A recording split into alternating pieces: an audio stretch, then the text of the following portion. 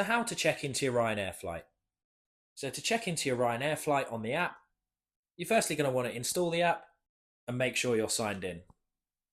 But once you're signed in, it should bring you to this page here, and it should also display right here your basic flight details. So as you can see in our example, we've got a flight from Stansted to Milan. So to go ahead and check into that flight, if you just select it, it will then pull you through to this page here, and nice and simple, you just want to select check-in. Then once you've checked in, you'll just be asked to confirm which flight you want to check into. So on this booking, it's a return flight. So as you can see right here, we can go ahead and check in right now for the outbound flight. Obviously the return flight's in a couple of days, so you would only be able to check in for that if you paid additional to reserve a seat. But if you're ready to check in, you just want to select check in now. Then you'll be brought through to this page here, where you'll just need to confirm that you are the person booked in for this flight. So you can go ahead and tick that if so. Click continue at the bottom. And then you'll be brought through to this page here about insurance. So if you're interested, you can. If you'd rather skip, you can say no thanks right at the bottom.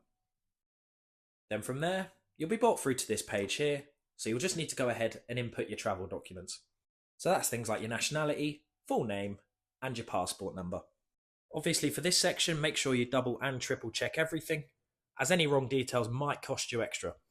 So always double check over everything and make sure it matches.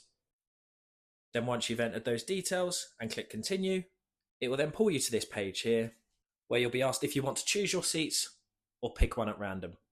Obviously letting Ryanair pick for you is free, but if you did want to pick yourself, obviously it will cost you extra.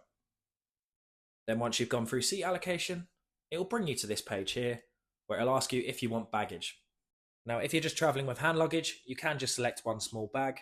Of course, if you want any additional luggage, this is obviously an extra cost.